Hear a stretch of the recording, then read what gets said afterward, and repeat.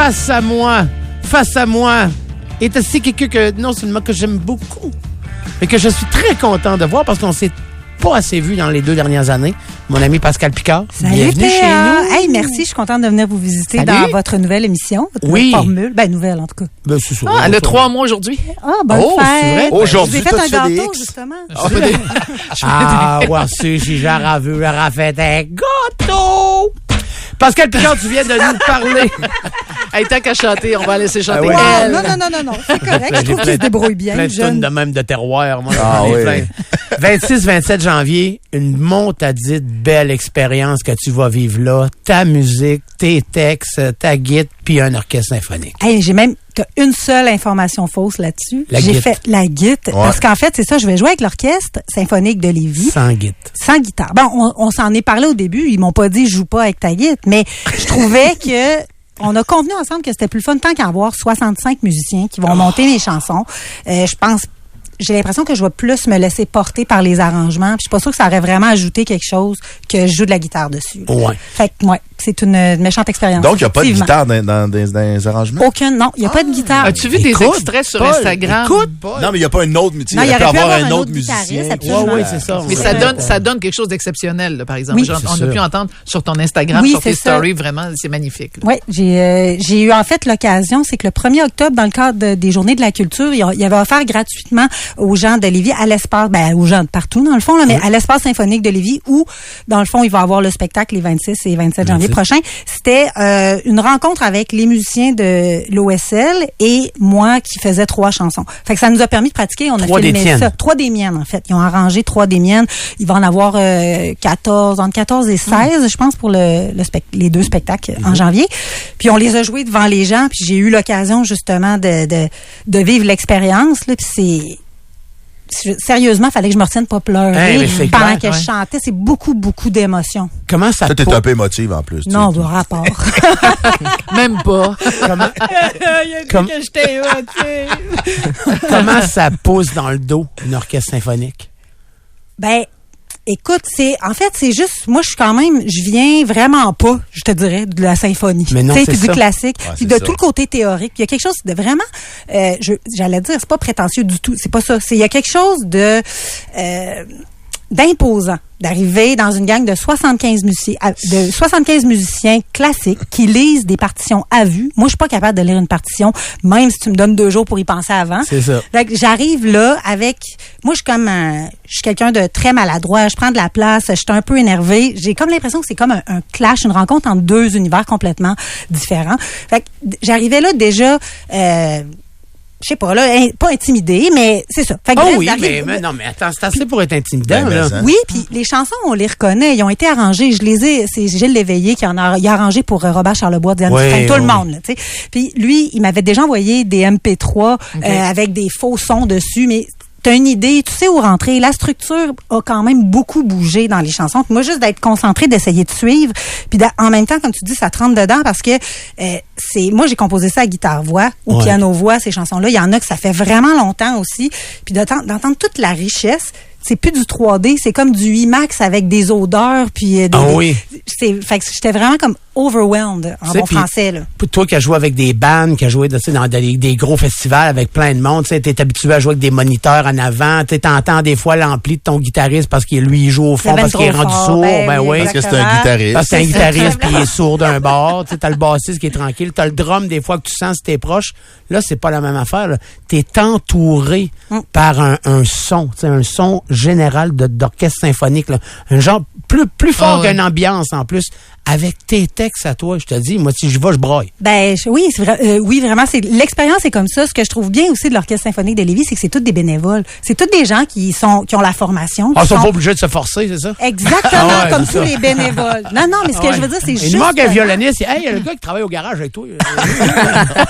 Oui, là. Je pense que l'entrevue est un petit peu plus serrée que ça pour rentrer. Mais hein? tu sais, c'est des gens, c'est vraiment des passionnés. Puis moi, je suis arrivée, puis je le voyais. Je pense que le stress ou l'excitation était mutuelle. Fait que c'est vraiment une rencontre. On se regarde dans les yeux, on se fait des sourires, on s'apprivoise tranquillement. Mais c'est des gens qui font vraiment ça pour la passion puis le plaisir de jouer de la musique, sont là vraiment pour les bonnes. Je dis pas que j'enlève rien aux autres, mais tu sais, c'est vraiment là, c'est vraiment une belle rencontre.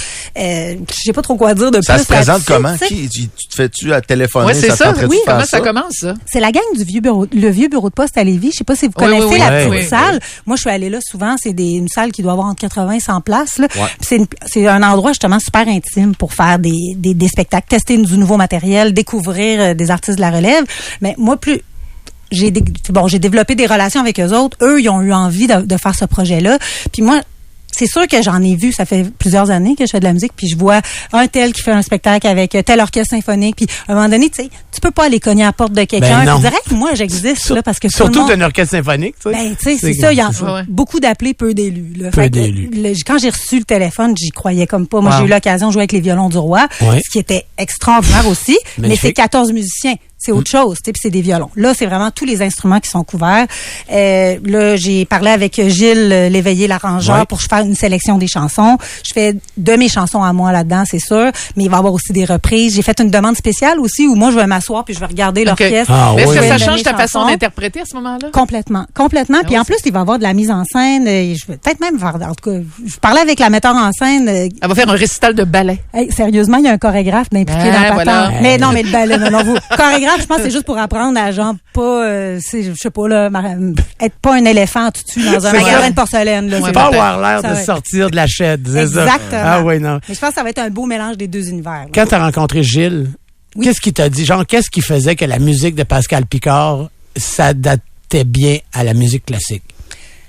C'est une bonne question. Je pense que lui, en fait, il m'a découvert, il me connaissait, tu sais, puis on se parle au téléphone, on se connaît pas, puis là on parle de qu'est-ce qu'on pourrait faire comme chanson. Moi, j'y propose ça, puis au fur et à mesure qu'on a appris à se connaître, il a vraiment découvert mes chansons. Puis ça aussi, c'est quelque chose qui est touchant parce que j'ai 4 albums de matériel original. Ça fait 20 quelques années que je fais ça. J'ai commencé à écrire, j'avais 13 ans, j'en ai 41. Fait que, je fais pas ça professionnellement depuis tout ce temps-là, mais bon, je mets beaucoup d'amour là-dedans. Puis c'est long écrire un album, c'est long composer. Il y a beaucoup c'est vraiment de l'artisanat. Puis c'est pas tout le monde qui écoute les paroles. Des fois, ça passe. Je sais pas, t'as pas toujours je veux pas dire la reconnaissance qui est méritée. C'est pas du tout ça. Il y a pas une affaire de je devrais avoir bien plus d'attention, mais il y a jamais personne qui va écouter autant mes chansons que moi, je les ai écoutées en les travaillant dessus. C'est vrai. Même avec des textes en anglais. En plus, je me donne pas de chance. Au Québec, les gens portent moins attention aux textes. Absolument. Forcément.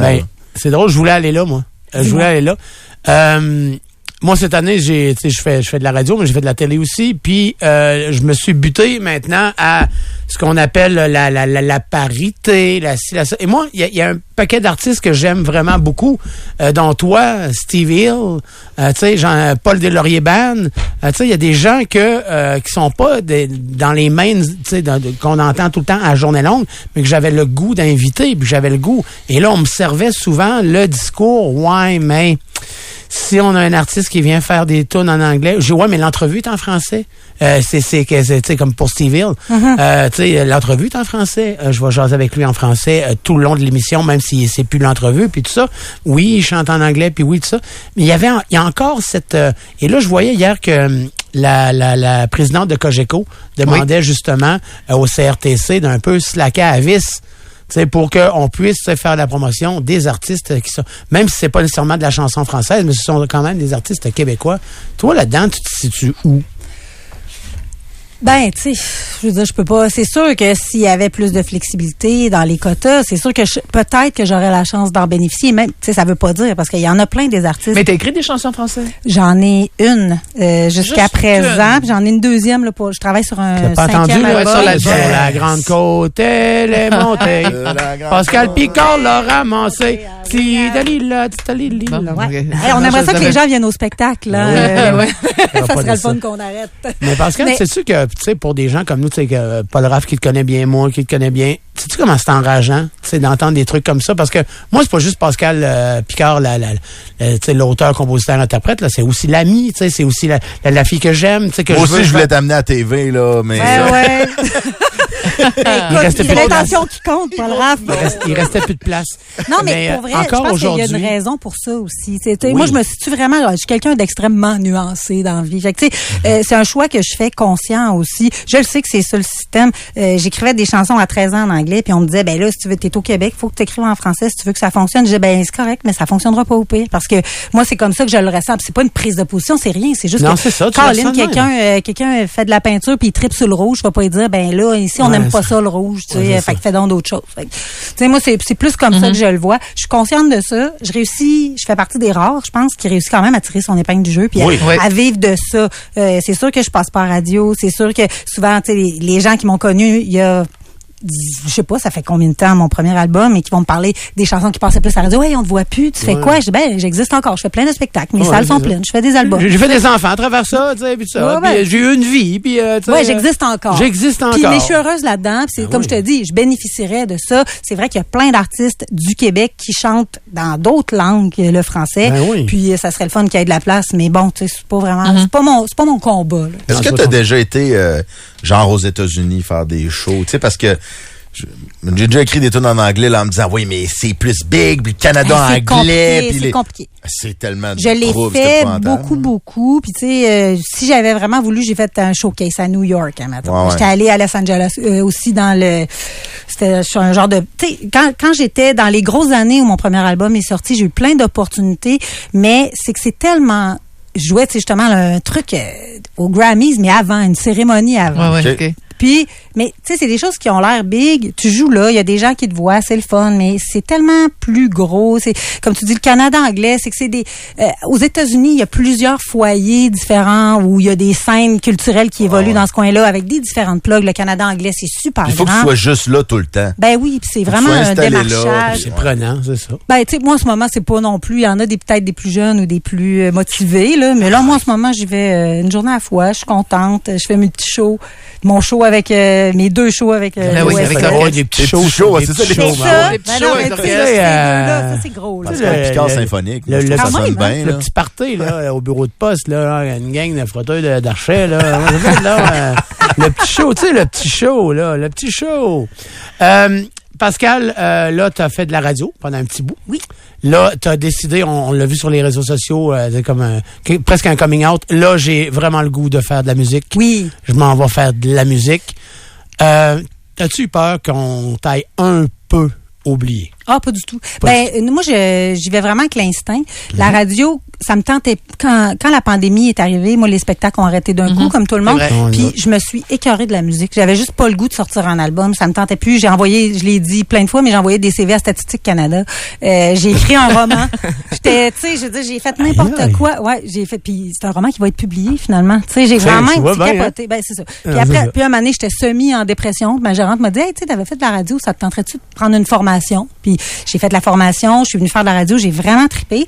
Mais j'avais rien. Elle me dit, tu sais, on pourrait penser à ton prochain album. J'étais comme, arc, ça me tente tellement pas de faire un album. Mais je savais, tu sais, c'est pas la première fois de ma vie. Ce qui est le fun avec l'expérience, c'est de me rendre compte que ça part puis ça revient. L'amour de la musique, j'ai lâché un moment donné, j'avais des jobs dans les restaurants quand j'avais 18 ans où je jouais 5-6 soirs par semaine. Mais quand je rentrais chez nous, j'avais plus le goût de jouer de la guitare. Fait que j'ai abandonné cette job-là pour aller classer des radiographies à 6 piastres de l'heure. Puis là, l'amour de la radio, pas de la radio, excusez, quel lapsus.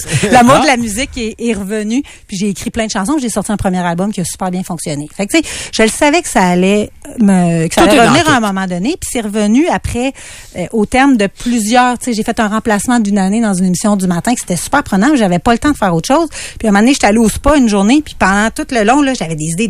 Là, je me suis dit, OK, j'ai le goût d'aller écrire des tonnes, c'est revenu. Puis je me suis dit, faut que je le saisisse. Faut que je le fasse. Mais faut aimer ça, faut aimer ça fonctionner par projet. Par exemple, là, tu nous racontes ça, puis j'imagine plein de monde que ils font de l'anxiété dans l'auto. Je suis tellement désolée. Mais non, mais bad trip. Hey, pas savoir ce qui arrive dans 6 mois, puis pas savoir, puis là, d'avoir un contrat 1 an, puis après ça, je sais pas ce qu'il y a au bout de ça.